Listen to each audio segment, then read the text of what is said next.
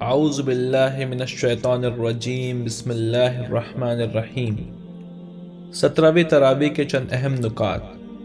آج 21ویں پارے کی تلاوت کی گئی۔ سورہ عنکبوت کی آیت میں اہل ایمان کو عزم و ہمت پیدا کرنے کے ساتھ ساتھ کفار کو سمجھنے کا پہلو بھی چھوٹنے نہیں پایا۔ توحید اور آخرت دونوں حقیقتوں کو دلائل کے ساتھ ان کے سامنے بیان کیا گیا اور فرمایا، اگر تم ان لوگوں سے پوچھو کہ زمین اور آسمان کو کس نے پیدا کیا ہے اور چاند اور سورج کو کس نے تمہاری خدمت پر لگایا ہے، تو ضرور کہیں گے کہ اللہ نے۔ پھر یہ کیسے دھوکہ کھا رہے ہیں؟ اگر تم ان سے پوچھو کس نے آسمان سے پانی برسایا اور اس کے بعد مردہ زمین کو جلایا، تو وہ ضرور کہیں گے اللہ نے۔ کہو الحمدللہ، یعنی جب یہ سارے کام اللہ کر رہا ہے تو پھر حمد و تعریف اور عبادت کا مستحق بھی وہی ہے۔ یہ دنیا کی زندگی کچھ نہیں ہے مگر ایک کھیل اور دل کا بہلاوا ہے، یعنی اس کی حقیقت بس اتنی ہے جیسے تھوڑی دیر کے لیے کھیل کود لے پھر واپس اپنے گھر کو آ جائے۔ یہاں جو بادشاہ بن گیا وہ حقیقت میں بادشاہ نہیں بن گیا بلکہ صرف بادشاہی کا ڈرامہ کر رہا ہے۔ ایک وقت آتا ہے جب اس کا یہ کھیل ختم ہو جاتا ہے اور اسی طرح خالی ہاتھ رخصت ہو جاتا ہے جس طرح دنیا میں آیا تھا۔ دائمی زندگی کا گھر تو آخرت کا گھر ہے۔ کاش کہ یہ لوگ جانتے۔ کیا یہ لوگ نہیں دیکھتے کہ ہم نے چاروں طرف لوٹ مار کرنے والوں کے درمیان مکہ کو پر امن حرم بنا دیا ہے، پھر بھی یہ باطل کو مانتے ہیں اور اللہ کی نعمت کا کفر کرتے ہیں۔ کیا ایسے لوگوں کا ٹھکانہ جہنم نہیں ہے؟ جو لوگ ہماری خاطر مجاہدہ کریں گے انہیں ہم اپنے راستے کی ہدایت دیں گے، اور یقیناً اللہ تعالیٰ دین کے کام کرنے والوں کے ساتھ ہے۔ اب سورہ روم شروع ہوتی ہے۔ ایرانیوں نے رومیوں پر غلبہ حاصل کر لیا اور اسی سال مسلمانوں نے حبشہ ہجرت کی۔ روم پر آتش پرستوں کے قبضے سے لوگوں میں چیمے گوئیاں ہوئی کہ آسمانی مذہب کے ماننے والے آگ کی پوجا کرنے والوں سے شکست کھا گئے۔ اس بات کو مشرکوں نے اپنے مذہب کے حق ہونے کی دلیل سمجھا۔ چنانچہ ایران کے بادشاہ خسرو پرویز نے بیت المقدس پر قبضہ کر کے ہرقل کو خط لکھا، تو کہتا ہے کہ تجھے اپنے رب پر بھروسہ ہے، کیوں نہ تیرے رب نے یروشلم کو میرے ہاتھ سے بچا لیا۔ اس سے اندازہ لگایا جا سکتا ہے، اور آج بھی یہی ہو رہا ہے کہ کم ظرفوں کو دنیا میں ذرا سی کامیابی ہوتی ہے تو فوراً اللہ اور اس سے منسوب مذہب یعنی دین اسلام کا مذاق اڑانے لگتے ہیں۔ اسی طرح مشرکین عرب بھی کہنے لگے تھے کہ مسلمانوں کا دین بھی اسی طرح مٹا دیا جائے گا۔ اللہ نے اس بات کا نوٹس لیا اور اس سورہ کو نازل فرمایا۔ ہاں، قریب کی سرزمین میں رومی مغلوب ہو گئے ہیں، مگر چند سال کے اندر اندر وہ غالب آ جائیں گے، اور وہ دن وہ ہوگا جب اللہ کی دی ہوئی فتح سے اہل ایمان خوش ہو رہے ہوں گے۔ اس میں دو باتوں کی پیشن گوئی کی گئی، ایک یہ کہ رومی غالب آ جائیں گے، دوسری یہ کہ مسلمانوں کو بھی فتح نصیب ہوگی۔ کسی کو یقین نہیں آتا تھا کہ یہ پیشن گوئیاں پوری ہوں گی، چنانچہ کفار مکہ نے خوب مذاق اڑایا اور 8 سال تک رومی بھی شکست پر شکست کھاتے رہے، یہاں تک کہ قیصر قسطنطنیہ چھوڑ کر تیونس میں پناہ لینے پر مجبور ہو گیا، اور مسلمانوں پر اہل مکہ کے مظالم انتہا کو پہنچ گئے۔ سن 622 عیسوی میں حضرت محمد صلی اللہ علیہ وسلم ہجرت کر کے مدینہ تشریف لائے۔ سن 624 عیسوی میں ہرقل نے آذربائیجان میں گھس کر ایرانیوں پر پشت سے حملہ کیا اور ایران کے آتش کدہ کی اینٹ سے اینٹ بجا دی۔ ادھر مسلمانوں پر مشرکین مکہ نے بدر کے مقام پر حملہ کیا، مگر اللہ نے ان کا زور توڑ کر رکھ دیا اور مسلمانوں کو تاریخ کی عظیم الشان فتح نصیب ہوئی، اور اس طرح دونوں پیشن گوئیاں سچی ثابت ہوئی۔ سورہ روم سے بات سامنے آ گئی کہ انسان بظاہر وہی کچھ دیکھتا ہے جو اس کی آنکھوں کے سامنے ہوتا ہے، مگر اس ظاہر کے پردے کے پیچھے جو کچھ ہے اس کی اسے خبر نہیں ہوتی۔ روم اور ایران کے معاملے کا رخ آخرت کے مضمون کی طرف پھیرتے ہوئے احسن طریقے سے سمجھایا کہ آخرت ممکن بھی ہے، معقول بھی ہے، اور اس کی ضرورت بھی ہے۔ انسان کی زندگی کے نظام کو درست رکھنے کے لیے بھی یہ ضروری ہے کہ آدمی آخرت کا یقین رکھ کر موجودہ زندگی کا پروگرام بنائے، ورنہ وہی غلطی ہوگی جو ظاہر پر اعتماد کر کے بڑے بڑے فیصلے کرنے سے اکثر ہوتی ہے۔ کائنات کی نشانیوں کی طرف اشارہ کرتے ہوئے بتایا کہ اللہ ہی نے خلق کی ابتدا کی اور وہی دوبارہ پیدا کرے گا، پھر تم اسی کی طرف پلٹ کر جاؤ گے۔ جب قیامت برپا ہوگی مجرمین دنگ رہ جائیں گے۔ جن کو اللہ کے ساتھ انہوں نے شریک کیا تھا کوئی سفارشی نہ ہوگا، بلکہ وہ اپنے شریکوں کے منکر ہو جائیں گے۔ جب قیامت آئے گی لوگ گروہ در گروہ بٹ جائیں گے، اور جو لوگ ایمان لائے اور اچھا عمل کیے وہ باغوں میں خوش خوش ہوں گے۔ جنہوں نے کفر کیا، ہماری آیات اور آخرت کو جھٹلایا، وہ عذاب سے دوچار ہوں گے۔ بس صبح شام اللہ کی تسبیح کرو، آسمان و زمینوں میں اسی کی حمد ہے۔ تیسرے پہر اور ظہر کے وقت بھی اس کی تسبیح کرو۔ وہ زندہ کو مردے میں سے نکالتا ہے جیسے انڈے سے بچہ، اور مردے کو زندہ سے نکالتا ہے جیسے پرندے سے انڈا، اور زمین کو مردہ ہونے کے بعد زندگی بخشتا ہے، اسی طرح تم بھی اٹھائے جاؤ گے۔ خدا کی نشانیوں میں سے ہے کہ نمبر 1، اس نے تم کو مٹی سے پیدا کیا، پھر تم پورے انسان بن کر زمین میں پھیلتے جا رہے ہو۔ بے جان مٹی سے ایسا جامع خوبیوں والا انسان بنانا انتہائی حکیمانہ خلقت ہے۔ نمبر 2، اس کی نشانیوں میں سے یہ ہے کہ اس نے تمہارے لیے تمہاری ہی جنس سے بیویاں بنائی تاکہ تم ان سے سکون حاصل کرو، اور تمہارے درمیان محبت اور رحمت پیدا کر دی۔ نمبر 3، اس کی نشانیوں میں سے آسمان و زمین کی پیدائش، تمہاری زبانوں اور تمہارے رنگوں کا اختلاف۔ یقیناً اس میں بہت سی نشانیاں ہیں دانشمند لوگوں کے لیے۔ نمبر 4، اس کی نشانیوں میں تمہارا رات کو سونا اور دن کو روزی تلاش کرنا ہے۔ جو لوگ غور سے سنتے ہیں ان کے لیے اس میں علامتیں ہیں۔ نمبر 5، اس کی نشانی میں سے یہ ہے کہ ڈر اور امید کے ساتھ وہ تمہیں بجلی کی چمک دکھاتا ہے، آسمان سے پانی برساتا ہے، پھر اس سے مردہ زمین کو زندہ کرتا ہے۔ جو عقل سے کام لیتے ہیں ان میں ان کے لیے بہت سی نشانیاں ہیں۔ نمبر 6، اس کی نشانیوں میں سے یہ ہے کہ آسمان اور زمین اس کے حکم سے قائم ہے، پھر جب بھی وہ تمہیں پکارے گا تم اچانک زمین سے نکل پڑو گے۔ آسمان اور زمین میں جو کچھ ہے اسی کا ہے۔ کائنات کی ہر شے اس کی تابع فرما بردار ہے۔ وہی ہے جو تخلیق کی ابتدا کرتا ہے، پھر وہی اس کا اعادہ کرے گا، اور یہ اس کے لیے آسان تر ہے۔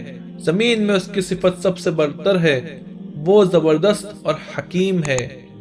شرک کائنات اور انسان دونوں کی فطرت کے خلاف ہے، اس لیے جہاں بھی انسان نے اس گمراہی کو اختیار کیا وہاں فساد رونما ہوا۔ ان دونوں قوموں کی لڑائی کے سبب جو فساد عظیم رونما ہوا وہ بھی شرک کے نتائج میں سے ہے۔ سورہ لقمان میں اللہ نے حضرت لقمان کی وہ نصیحتیں بیان کی ہے جو انہوں نے اپنے بیٹے کو کی تھی۔ اہل عرب حضرت لقمان کی حکمت و دانش پر فخر کرتے تھے اور ان کے قصے ان کے ہاں مشہور تھے۔ اللہ نے اسی سے استدلال کرتے ہوئے بتایا کہ حضرت لقمان نے بھی اپنے بیٹے کو وہی نصیحتیں کی جن کی دعوت یہ حکیمانہ کتاب دے رہی ہے۔ یہ اس بات کا ثبوت ہے کہ عقل سلیم اس دعوت کے حق میں ہے، اور جو لوگ مخالفت کر رہے ہیں وہ دراصل عقل سلیم اور فطرت سے جنگ کر رہے ہیں۔ ساتھ ہی اس بات کی طرف بھی اشارہ ہو گیا کہ لقمان اپنے بیٹے کو جن باتوں پر عمل کرنے کے لیے اس دل سوزی سے نصیحت کرتے تھے، آج انہی باتوں سے روکنے کے لیے باپوں کی طرف سے بیٹوں پر ستم ڈھائے جا رہے ہیں۔ سب سے بڑی بات یہ ہے کہ انہیں بتایا کہ ان کے اندر بھی جو لوگ صحیح فکر و دانش رکھنے والے گزرے ہیں انہوں نے بھی انہی باتوں کی تعلیم دی ہے جو پیغمبر دے رہے ہیں، یعنی یہی باتیں انسانی فطرت کے مطابق ہے۔ آج بھی یہ بات ملحوظ رہے کہ مغربی فلسفر جب اخلاقیات پر بحث کرتے ہیں تو وہ بھی اس کی بنیاد عقل عام کے معروف اور مسلمہ اخلاقی اصولوں پر ہی رکھتے ہیں، مگر آخرت اور خدا کا انکار کرنے کی وجہ سے وہ یہ نہیں بتا پاتے کہ انسان کو آخر نیکی کیوں کرنی چاہیے اور بدی سے کیوں بچنا چاہیے۔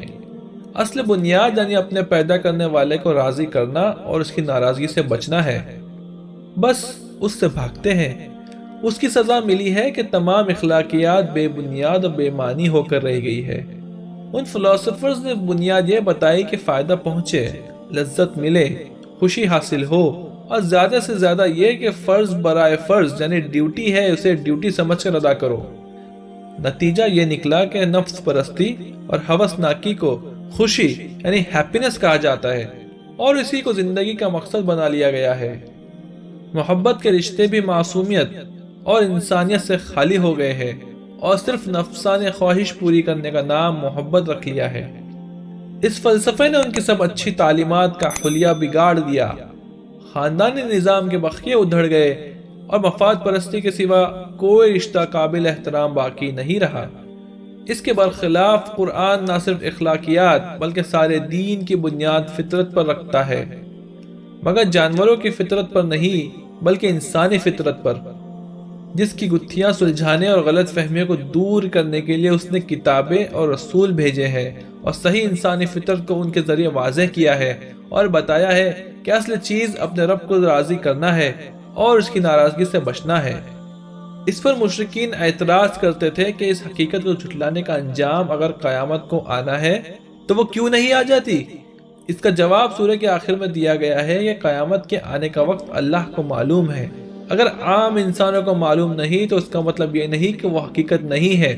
بارش ایک حقیقت ہے، مگر کیا تم بتا سکتے ہو کہ جو بادل آئے ہیں وہ ضرور برسیں گے یا ایسے ہی آگے بڑھ جائیں گے؟ اسی طرح عورت کو حمل سے اولاد ہوگی، مگر کیا ہوگی؟ یہی حال موت کا ہے جو زبردست حقیقت ہے، مگر کس کو کب موت آئے گی کون جانتا ہے؟ جب ان چیزوں کا علم نہیں مگر یہ حقیقت ہے تو پھر قیامت کا اگر علم نہ ہو تو وہ کیسے مشکوک ہو گئی؟ اس گھڑی کا صحیح علم اللہ ہی کے پاس ہے، جیسے بارش، ہونے والی اولاد، کل کیا ہوگا اور کس سرزمین میں انسان کو موت آئے گی، یہ سب اللہ ہی جاننے والا ہے۔ سورہ سجدہ میں ہے کہ کافر کہتے ہیں کہ جب ہم مٹی میں مل جائیں گے تو پھر کیا ہم نئے سرے سے پیدا کیے جائیں گے؟ آپ ان سے کہیے موت کا فرشتہ جو تم پر مقرر کیا گیا ہے وہ تم کو پورا اپنے قبضے میں لے لے گا، پھر تم اپنے رب کی طرف پلٹائے جاؤ گے۔ کاش آپ دیکھتے کہ مجرم سر جھکائے اپنے رب کے حضور کھڑے ہوں گے۔ اس وقت وہ کہیں گے، اے ہمارے رب، ہم نے دیکھ لیا، سن لیا، اب ہمیں واپس بھیج دے، ہم اچھا عمل کریں گے، اب ہمیں یقین آ گیا۔ جواب میں ارشاد ہوگا، ہم چاہتے تو ہر ایک کو یہ سب دکھا کر ہدایت دے دیتے، مگر ہم حقیقت کو اوجھل رکھ کر امتحان لینا چاہتے تھے۔ ہماری بات پوری ہو گئی کہ جہنم کو جنوں اور انسانوں سے جو نافرمانی کریں گے بھر دیں گے۔ آج کے دن کو بھول جانے کا اب مزہ چکھو، آج ہم تمہیں بھلا دیں گے، اپنے کرتوتوں کی وجہ سے دائمی عذاب چکھو۔ ہماری آیات پر وہ لوگ ایمان لاتے ہیں جنہیں یہ آیات سنا کر نصیحت کی جاتی ہے تو وہ سجدے میں گر پڑتے ہیں اور اپنے رب کی حمد کے ساتھ تسبیح کرتے ہیں۔ یہ اصل میں ایک آیت سجدہ ہے۔ یہ تکبر نہیں کرتے، ان کی پیٹھیں بستروں سے الگ رہتی ہے، اپنے رب کو امید اور خوف سے پکارتے ہیں، ہم نے جو روزی دی ہے اس میں سے خرچ کرتے ہیں۔ کوئی نہیں جانتا کہ ہم نے ان کی آنکھوں کی ٹھنڈک کے لیے کیا کچھ تیار کر رکھا ہے، یہ ان کے اعمال کا بدلہ ہے۔ مومن اور فاسق دونوں برابر نہیں ہو سکتے۔ صاحب ایمان و عمل صالح کے لیے جنت المأوا ہے، ان کے اعمال کے بدلے ضیافت کے طور پر۔ جنہوں نے فسق کیا ان کا ٹھکانہ جہنم ہے، جب جب اس سے نکلنا چاہیں گے ڈھکیل دیے جائیں گے۔ ان سے کہا جائے گا، جس عذاب کو تم جھٹلاتے تھے اب اسے چکھو۔ اس بڑے عذاب سے پہلے دنیا میں بھی ہم چھوٹے چھوٹے عذاب دیتے رہیں گے تاکہ تم باز آ جاؤ۔